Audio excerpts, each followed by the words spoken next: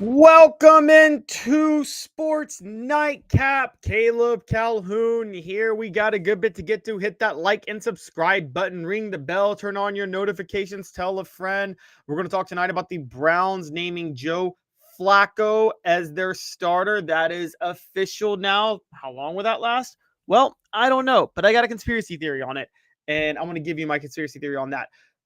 Who's going to be the quarterback to take the biggest leap this year in the NFL? Which quarterback that has struggled recently is set for a breakout season? I don't mean ones like Jaden Daniels, who was a rookie of the year, who everybody's hyped about. As you guys know, I'm not high on him to begin with. No, I mean a quarterback who is young, who either hasn't started or has started and hasn't looked great to this point. Which quarterback in that list will take a gigantic leap? We're going to talk about that. Also, a little bit of Major League Baseball action. Major League Baseball is having a realignment. Is that what we just heard? Could there be a geographical realignment? What does that mean? We're going to talk about that as well. So a lot to get to. Hit that like and subscribe button again. Ring the bell. Turn on your notifications. Tell a friend. Sports Nightcap. We're building something great here. We want you to be a part of it. And let's get ready to roll. And we get ready to roll with the news of the day, which is the Cleveland Browns. Cleveland has officially named its starting quarterback. And guess what? It's not Shedeur Sanders and it's not Joe Flacco. This has been the biggest, most notable, and it's not Dillon Gabriel. Excuse me. It's not Shedeur Sanders and it's not Dillon Gabriel. This has been the biggest offseason quarterback talk of anything in the NFL preseason right now. And it's amounted to nothing. They're going to go forward with Joe Flacco as their starter to begin the year. Joe Flacco started for Cleveland in the past. Joe Flacco started for Indianapolis last year, but he played for Cleveland in 2023. So it's not like he's new to playing with Cleveland. He was 4-1 while starting at Cleveland in 2023, and then was 2-4 starting for Indianapolis last year. Obviously, as we know, Cleveland in 2024, trying to build around Deshaun Watson, went an abysmal 3-14, but Kevin Stefanski is back. Kevin Stefanski is a great running backs coach. Okay. I got to be honest with you guys. A great quarterbacks coach. Stefanski is a great quarterbacks coach. I believe in him. This is why I believe in the quarterbacks that Cleveland has. I think they're going to get the right one. Whichever one does start, Dillon Gabriel or Shedeur Sanders long term, will be in the best position possible. Even with Ken Dorsey gone after 2024, I still think that they're going to be in very good shape. Tommy Rees, now for the record, is their offensive coordinator. Tommy Rees was, for those who don't remember, Nick Saban's offensive coordinator at Alabama. Saban kind of took over that offense to make Jalen Milroe work in college, but that doesn't mean Tommy Rees can't handle the offensive coordinator duties. He has proven it in the past, particularly during his time at Notre Dame. All that to say is they're going to run a standard pro style offense. This is why they named Joe Flacco their starter right now. But here's the real reason they named Joe Flacco their starter. And I have a theory on this, and I think it's something they won't say to you up front. Joe Flacco is being named the starter because Dillon Gabriel has not separated himself from Shedeur Sanders the way Cleveland had hoped. Cleveland drafted, in case you guys forgot, Dillon Gabriel much earlier than they drafted Shedeur Sanders. They took Dillon Gabriel in the 3rd round with the 94th pick. They settled on Shedeur Sanders because he was still there in the 5th round. And they were thinking, what the heck is this guy doing so low in the NFL draft? So they kind of felt that you have to take a chance on him. But let's be honest, they want Dillon Gabriel to be the guy who works out long term. The same way, for the record, when Washington drafted RG3 and Kirk Cousins in the same draft. Yes, Mike Shanahan was in love with Kirk Cousins, but they wanted RG3 to be the guy to work out long-term, not Kirk Cousins, at least under Mike Shanahan. Now, when Jay Gruden got there, totally different story. Jay Gruden wanted to put his own stamp, and part of that was throwing RG3 under the bus and building around Kirk Cousins. At the same time, RG3 wasn't had totally lost his game at that point. Still, Cleveland wants Dillon Gabriel to work out. Dillon Gabriel is not working out the way they wanted him to. He can't separate himself from Shedeur Sanders. Now, part of this is, again, Tommy Rees as a pro-style offensive coordinator. Shedeur Sanders is a better fit for what he wants to do than Dillon Gabriel. They don't want to admit that. Now, Kevin Stefanski himself as the head coach has his own experience coaching quarterbacks. He can mold quarterbacks into his system, and he's been a lot more flexible than, say, Brian Callahan is in Tennessee, which is why I've said Cam Ward won't work out. But at the same time, as a pure pocket passer in Tommy Rees's system coming out of Notre Dame before Alabama, Shedeur Sanders is more prepared to run that offense than Dillon Gabriel right now. He just is. Guys, there's 2 weeks left of the preseason. Why in the world would they name their starting quarterback now? They're naming their starting quarterback right now because specifically they're realizing very quickly that Dillon Gabriel is not going to beat out Shedeur Sanders, and that Dillon Gabriel is not going to be a fit for the system. And they don't want the Shedeur Sanders media circus. If they start Joe Flacco, they can claim that they're grooming Shedeur for a year. They're going to figure things out, and they'll go forward with him next year. And they'll have time. They're buying themselves time to figure out what to do with the Shedeur Sanders media circus. That's what's happening. That's what's happening with them right now. They're starting Joe Flacco because they're trying to avoid the Shedeur Sanders media circus. Now, again, Joe Flacco has been pretty efficient the last couple of years, so I wouldn't pretend that he's not somebody you want to start. But Joe Flacco, I mean, we're kind of still, and it's because of the way he finished that year at Cleveland in 2023, we're overrating just how good he has been at different places and at different stops ever since he left Baltimore in 2018. Joe Flacco's last, yes, he got Cleveland to the playoffs, but his last playoff appearance before that, the last time he had a winning record before that was when he went 9-7 at Baltimore in 2017. And the last time he actually got a team to the playoffs before that was Baltimore in 2014 when he went 10-6. After winning that Super Bowl in 2012, he had his $100 million deal, and he never lived up to it. So I don't understand why people are so high on Joe Flacco working out this year just because of what he did at Cleveland 2 years ago. That's not the reason he's being named the starter. Now, again, Kevin Stefanski may be a little more partial to him because of that. But the real truth of the matter is they want Dillon Gabriel to work out. They don't want Shedeur Sanders to have all the hype in the world because they know that could cause problems for their team long term. And with that in mind, yeah, I think they're naming Joe Flacco the starter to buy time to figure out what to do with Dillon Gabriel and Shedeur Sanders because Shedeur Sanders is pushing Dillon Gabriel much more than they wanted him to. He's been a lot closer. He's been better than Dillon Gabriel in a lot of ways. I told you guys from the start, I thought Shedeur Sanders was the best pro prospect coming out of college last year in terms of his ability to throw from the pocket. Now, as a teammate, attitude, intangibles, interviews, all that stuff matters too, and that could be why he fell to the 5th round. You got to be able to have those things. But in terms of just eye test, watching a guy throw from the pocket, Shedeur Sanders was the best pure passer in this draft. There's just no doubt about it. And he was going to show that the second he got drafted. Whichever team drafted him that had him relegated as a quarterback, he was going to make a push. And he's now in a system where, again, he's the best pure pro-style quarterback in this draft.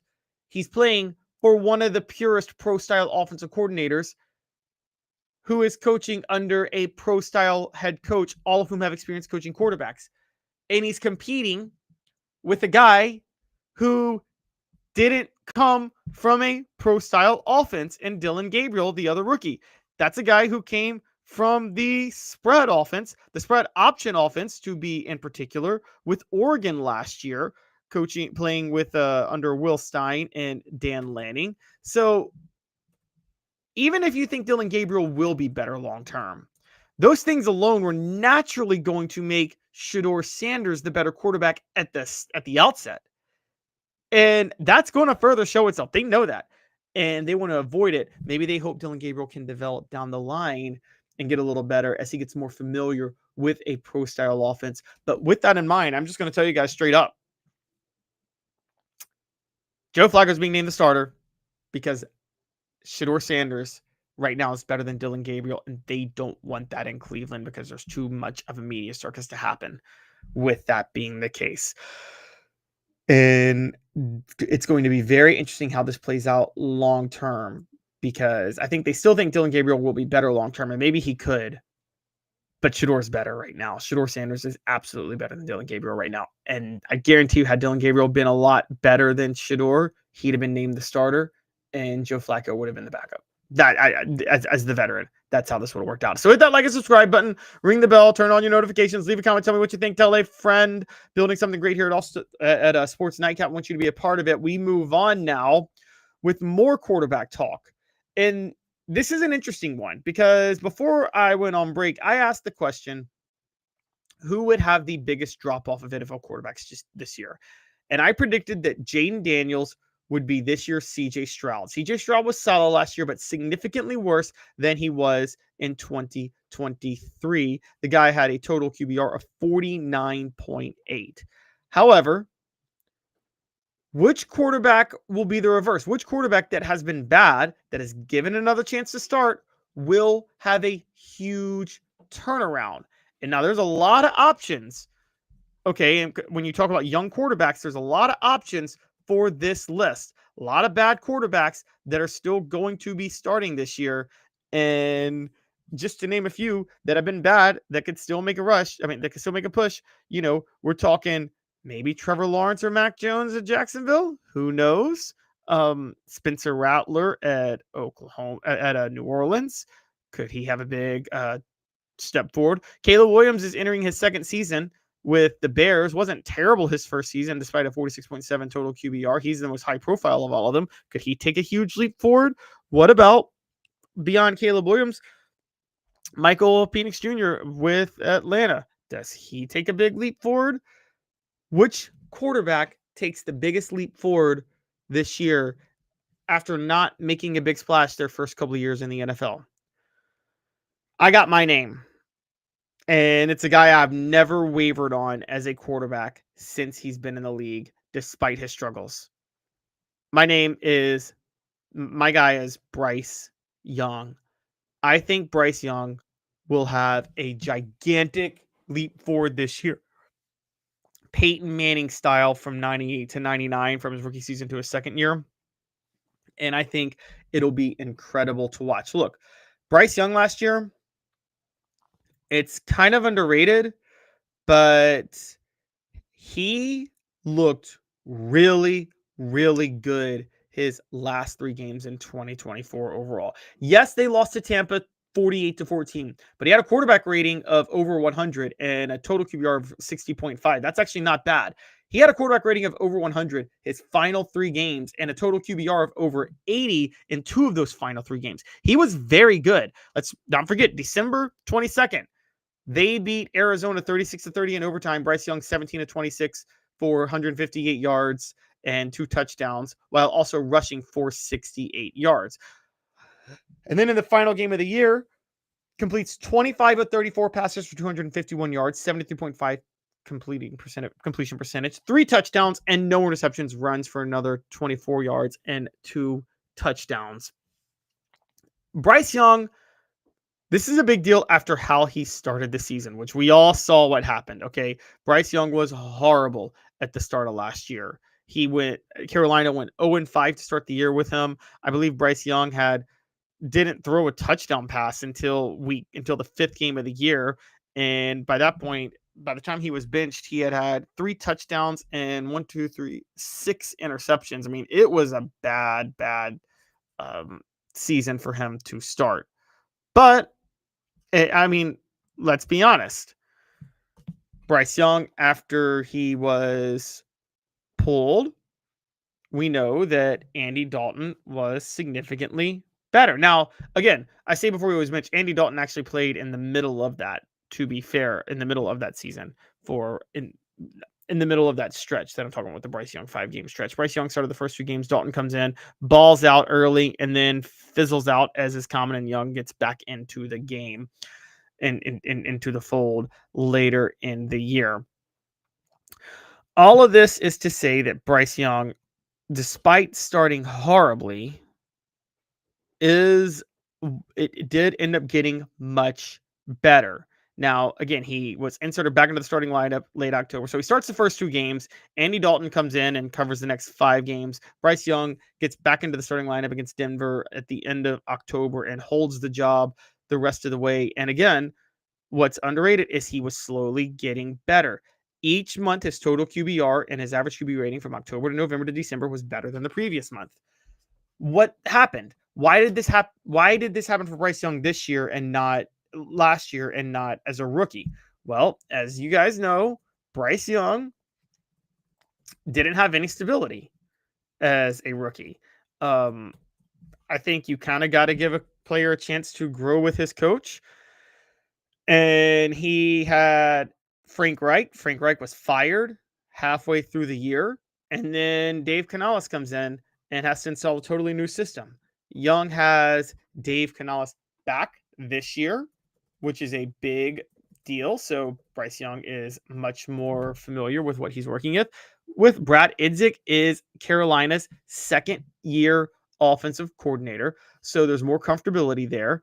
And they were able to draft well again. So with all that said, I think there's a very good chance Bryce Young is not just, and this is going to be my crazy statement of the day. Bryce Young, last year was his Peyton Manning rookie season. This year will be his Peyton Manning sophomore season, even though it's his third season.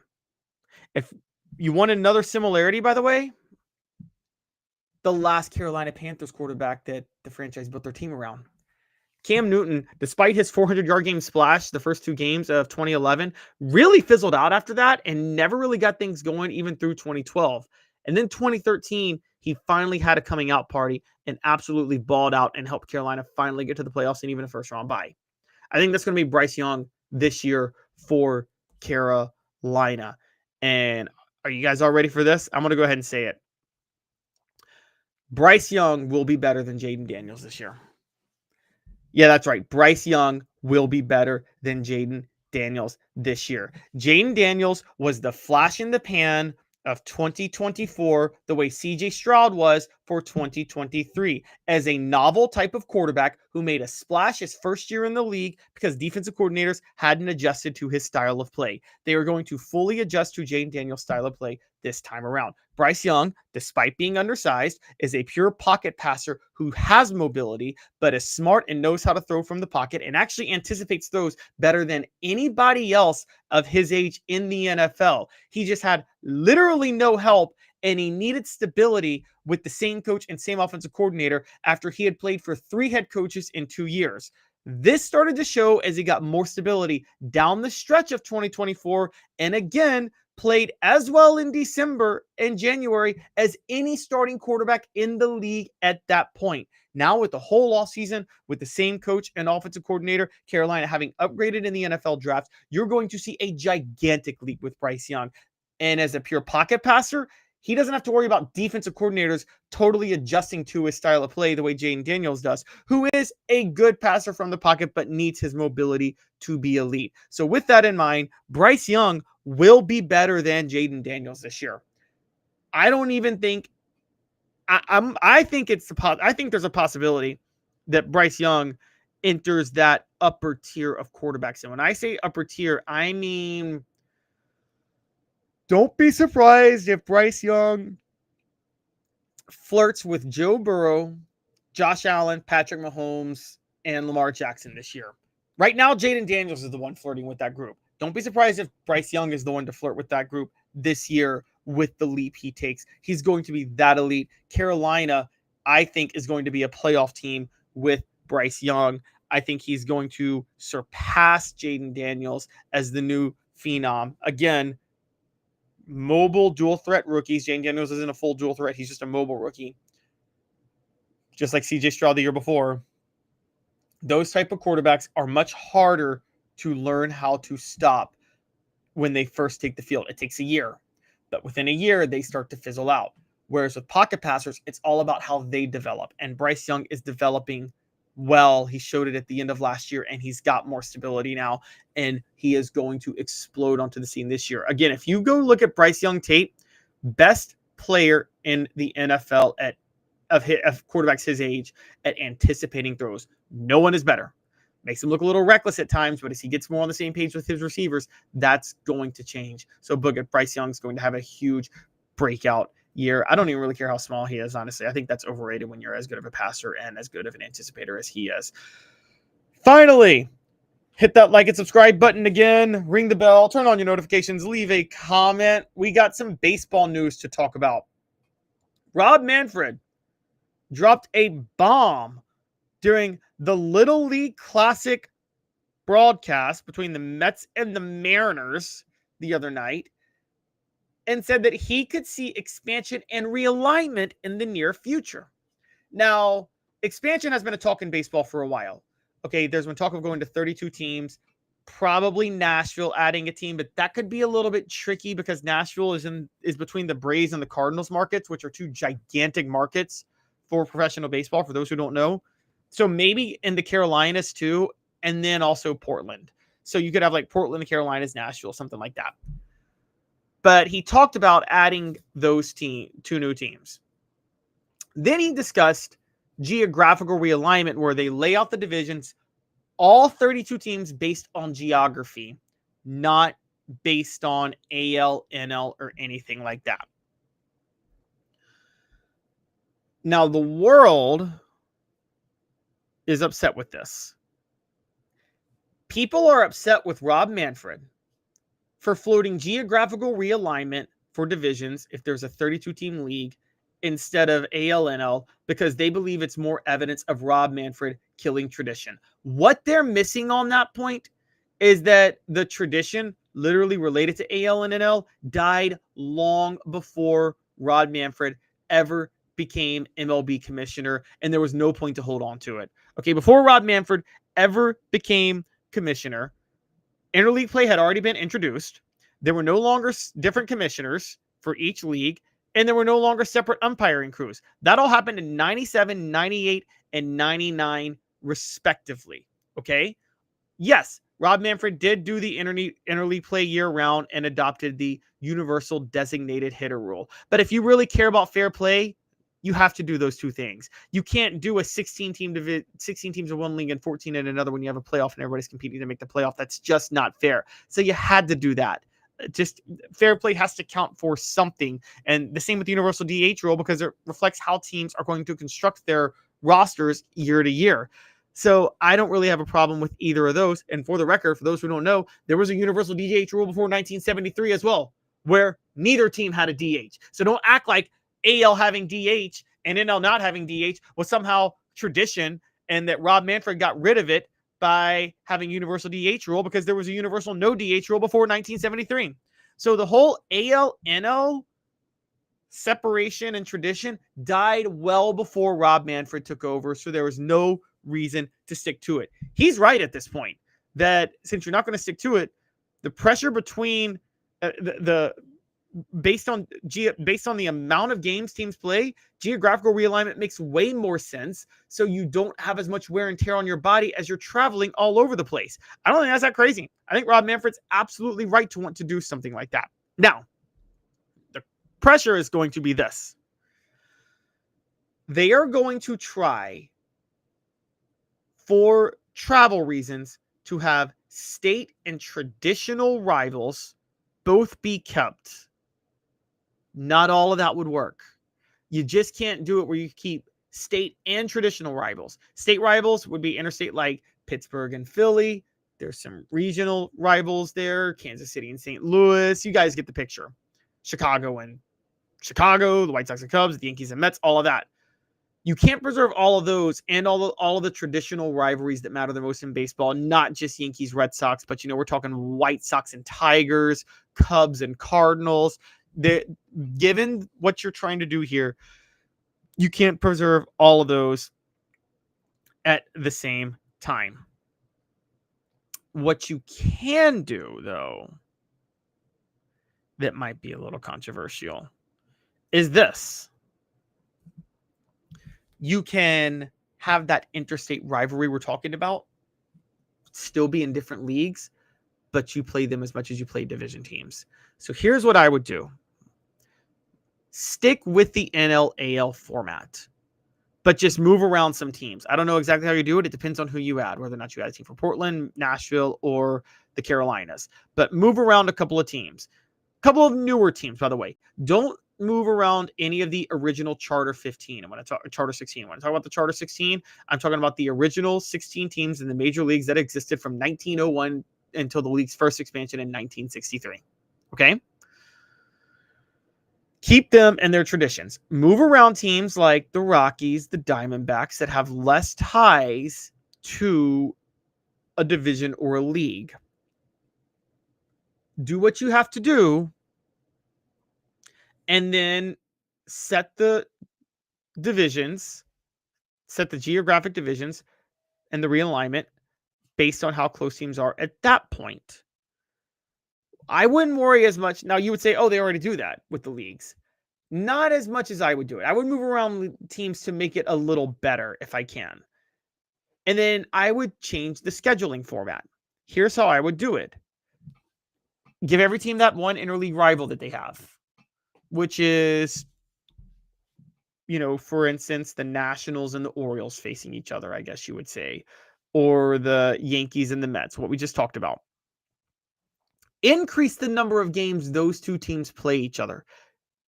Treat them like divisional games. Have them play each other a certain number of games, almost as much as they play a divisional series. And if you do that, then you will limit the travel of those teams. And at that point, I think you have a really good thing going. I would just stick with the 3-game series for every game across the board. You do 4-4, you have 4 teams in a division. And the way I would do it is you play every team in your division with 2 3-game series at home, 2 3-game series on the road, which, if you're doing the math, that is 36 divisional games. You play your closest interleague rival, again, just like you play divisional games, which would mean 12 games against one other team from the other league. That's 48 games right there. And then you just play home and home with the rest of your league, AL or NL, at 72 games. And then 1 3-game series, whether it be home or home, with the rest of the league at 42 games on the other side. Now, if you really want to stick with it, I get it, geographical realignment. Then at that point, I probably would understand going with, because of the rest of the league, the 72 games would be the rest of the games you play against teams in your league. Geographical realignment would make a little more sense then and would be a little bit more fair. There's ways you can do it, but I think it's going to be a lot more difficult to pull off than Rob Manfred thinks, and not just because of the tradition rules that everybody's complaining about. I don't really care about tradition, guys. I did for a while. I wish there was tradition. I think that was one of the best things about baseball, and I fear it's going the way of NASCAR, for instance, where they de-individualize the sport of NASCAR. But I think the big problem with baseball, for those worried about the AL versus NL separation, that breakup happened long before Rob Manfred took over as baseball commissioner. And interleague play, again, was the only dramatic change he made that broke tradition. Not even the DH rule, because like I said, the 1 DH rule, universal, that also existed back in the day before 1973. And that was when that was when neither league could have the DH. So you can't say Rob Manfred got rid of tradition by having a universal allowance of designated hitters instead of just having the ALB DH and the NLB non-DH, given the fact that there was a universal, that's a tradition that only goes back to 73. So there was more time when baseball didn't have that when it did. And interleague play did begin under Bud Selig. So again, all the dismantling of the AL NL separation happened before Rob Manfred. There's no tradition of that anymore. For big historians like me who did like the idea that baseball was about chasing your pennant and then the World Series was icing on the cake, that thought concept of baseball died a long time ago, and I just have to accept that it's never coming back. Doesn't mean that there aren't better ways to preserve rivalry specifically, and I think you need to do that. Like I said, Cardinals Cubs cannot go anywhere. Yankees Red Sox, obviously that speaks for itself. White Sox Tigers, things like that. But I don't think there's anything you can do about trying to preserve the sanctity of the whole AL NL split. That should not be a deterrent for Rob Manfred doing a geographic realignment. So guys, hit that like and subscribe button, ring the bell, turn on your notifications, tell a friend. I want to thank you guys all for tuning in today. I will be back Thursday. Again, Sports Nightcap is every Sunday, Monday, and Thursday. Many of you, after the latest major event of the day. So for instance, during the season, Sports Nightcap will likely go live after Sunday Night Football, after Monday Night Football, and after Thursday Night Football to recap pro sports news of the week. I want to thank you guys all for tuning in. I will see you guys all again Thursday night after the biggest event Thursday night, which for the record, I actually went live early tonight because the preseason game between the Bengals and the Commanders was already happening. And the Bengals, for those who don't know, won 31-17 in preseason. I will go live again Thursday night. Steelers, Panthers, and Patriots, Giants are both playing. I'll probably go live around 11 then, but we'll see how that all plays out. But again, thank you guys all for tuning into this. And again, also don't forget to follow me on Off the Hook Sports at 10 a.m. live Eastern every weekday. I'll be back on for Off the Hook Sports tomorrow at 10 a.m. live Eastern to talk college football, which will be fun. But I will be back here on Sports Nightcap after Thursday night preseason football this Thursday live at 11 p.m. Eastern. But my takeaways from the night are the biggest ones that I've talked about. Joe Flacco was named the starting quarterback because Cleveland is upset that Shedeur Sanders is pushing ahead of Dillon Gabriel, which is a big deal. So they're naming Joe Flacco the starting quarterback to try to shelve the Shedeur Sanders talk. Also, Bryce Young will take the biggest leap of any quarterback in the NFL this year and will push to be elite and will be better than Jaden Daniels by the end of the year. You can book that. And Rob Manfred's geographical realignment for Major League Baseball is not that big of a deal when you consider the fact that the AL-NL separation and the tradition that came with it died a long time ago. So thanks again, guys, all for tuning in. Hit the like and subscribe button. Ring the bell. Turn your notifications on. I will see all of you Off the Hook fans tomorrow at 10 a.m. Eastern, since we're live every weekday then for college football. And I'll see the rest of you guys back here Thursday night. You guys have a great rest of your week until then with